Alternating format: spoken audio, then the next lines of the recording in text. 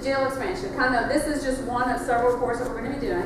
This is another situation where the contract wasn't written well, and the procedures in the county, they do things a little bit differently, where you have one group that's in contracts, and then you have what they call the FDO, which is just facilities, which is overseeing this project. And when you talk to the contract people under the Board of County Commission, they're very, very strict, and they have lots of strong rules. But when you talk to the FDO side of the house, theirs is a little bit looser. And as a result of the looseness of this contract, this contractor actually brought in people, and they call it a contract manager. He's responsible for this project, and we pay him very, very heavily to oversee this project. Well, he allowed $370,000 in a lump sum payment to go for travel and per diem on some of their contractors. Well, in the real world, travel and per diem is, you have to have receipts, and there's per diem is like, $40, $50, $60 a day, depending on which per diem it is. And there was completely no documentation at all. Because it was a lump sum, the contract allowed it, they didn't have to have it, yet it required an audit. So how do you audit when you don't have the documentation? So that became a little bit of a mess.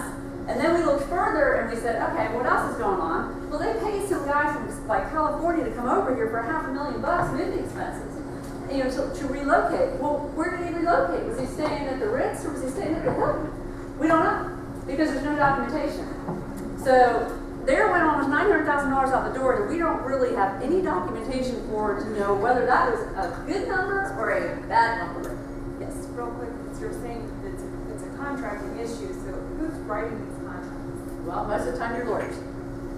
Lawyers. And In this situation, this is the county. And what are the requirements? Is there anything in our county law that says what they're supposed to do, how they're supposed to be setting those contracts up? There's best practices out there, and obviously your attorneys want to write what's best for the government.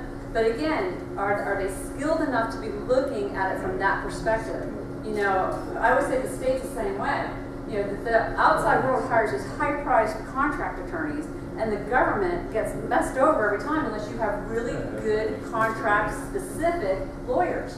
So your lawyers, if they're not, or your contract folks are not strong enough, you're going to miss something. And really, if you want to put your money where it goes, it's in the lawyer world of contracting, or a very strong contract manager who knows how to write a contract. And that's what we're seeing time and time again, is there's loopholes, not only in the contract, but there's also loopholes in the policy. We're seeing, especially in some of the cities, where at the end of the day it says the city manager can do whatever he wants. Well, that opens up a whole other can of worms. Just because you can doesn't mean you should. It isn't the best deal for your government. So in this situation, the good news is the contract side that's under the board actually put in policy after this was done. We engaged him in this, and he said, "Ooh, this is a problem. We're going to fix it." And they immediately put policy, so this won't happen again. At least not without actual documents. Just The contract lawyers write it up, but aren't they directed or by directors or managers who say what to put in? It's a relationship between the director and the attorney. It's not always the attorney. Sometimes it's the manager saying, "I want it this way." But your lawyer's got to be strong enough to say, "You're going to have a weakness here if you're not careful." So, you rely on your lawyers. You want them to make sure that they're protecting you and protecting your assets. So it depends. But truly, attorneys are at the end of the day the ones that write most of the contracts that I've seen. It may not happen everywhere, but you really want to make sure you've got your ducks in a row and you've got your I's dotted, your T's crossed. Yes. Quick follow-up on that. It's only $1 million, I know, but is that just going to drop now, or is something going to be done about it? It's gone because because they didn't require it. Gone. The only thing what we have done is we have still asked for them to get the receipts from the company, and because there's actually one part of that they might be able to recover. I think it's the 512. They might be able to recover that because we might have found something in the contract. So that construction manager, he escaped without any malfeasance, nothing like that? We're still looking at the project. We're peeling away the onion bit by bit. Because at the end of the day, you're correct. You have to hold that CMAR responsible, and technically that piece of it should have been his. So yes, we have asked for them to recoup the money, and we'll see what happens on that second piece of that. So yes, the CMAR definitely is responsible for a big piece of this. But then you've got to work with the county. There might be one in the county that agrees and one that kind of doesn't gotta balance that, but we're not done with the jail project. We're still going, and we're gonna be requesting as much money back as possible. But the legal part of this is, if they weren't required to do it by contract, it's really hard to get your money back. But we may be able to get half of it back. They're still looking at their legal ability to do that. I mean, obviously the county wants their money back if they can get it. Remember the two officers that are separate? Yes. In this kind of case, does the Ethics Commission then come in and look into like gross negligence on the behalf of the contract? No, because we wouldn't have jurisdiction over the contract manager and seeing like he's not an employee. So again, it's one of those that it's not gross negligence because the contract allowed it, and that's why the contracts are so important to be written well. If your contract allows it, and then you'd have to prove intent that it's intentionally written that way. And what I'm really seeing in this Who county, investigates that? Is my well, we would have done that. We would have done that if we had felt it was intentional. We would investigate it. I just have to say, party to party meaning limited government, fiscal responsibility. I'm sorry guys, I'm laughing. This is a debacle of government. This is just a huge, more red tape, more government, and just who over here, over there. Excuse me. The idea is to shine the light and hold them accountable, ask for the recovery.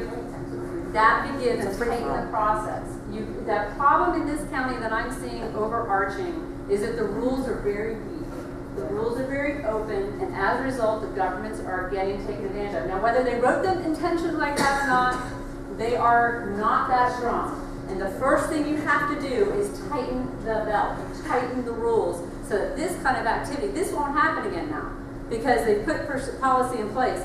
That will prevent that from ever happening again. And we're still hopeful. I mean, I'm hoping the government can get half of it back, but it will be a legal battle. And yes, it is disgusting. There's no doubt about it. That's just one piece of one project of millions of dollars that we found on one report. But you got to start somewhere, and unfortunately, not everything is intentionally done for fraud. It is just bad policies, bad contracts, and you got to get them better. Who ran this project for the county? The facility management under Audrey Wolf, that's where that project is. It's under there. And so why wouldn't the project manager of the county be held responsible for gross negligence in defining the contract and negotiating the contract?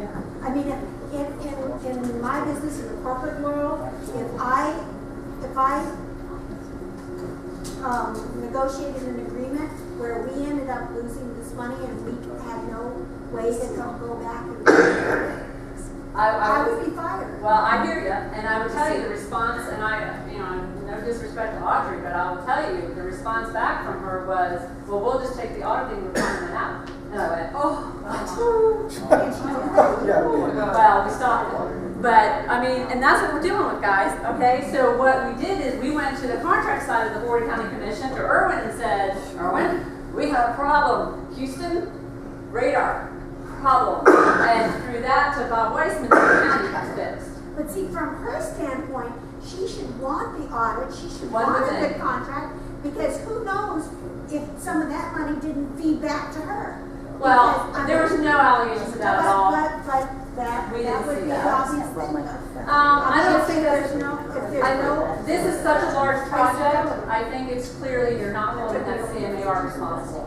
That's not him responsible, but her responsible. Well, that's Mr. Weissman's job to hold her accountable for the oversight. Mr. Weissman's accountable. Yeah. So again, we shine the light. That's the first one of several we're going to be issuing, with the hopes that they will get better at overseeing it.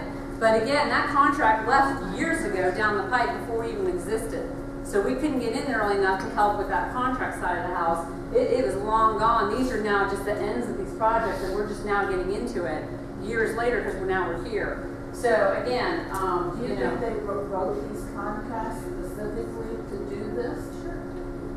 Well, again, it was written years ago. I can't tell you. Right now we're not seeing any fraudulent activity, not yet. A lot of this again is just loopholes, and again, some of these contracts are this big. Corporate companies know how to outwit government. They hire high-priced attorneys. Why? Because they know how to write those little words in there that literally leave the government vulnerable. And that's why we really gotta get a little bit better in that world to make sure that we're not taking advantage of it. And the state's the same way, they're a victim of it too, but they gotta learn what their priorities are. This one we just released a little bit ago. This one is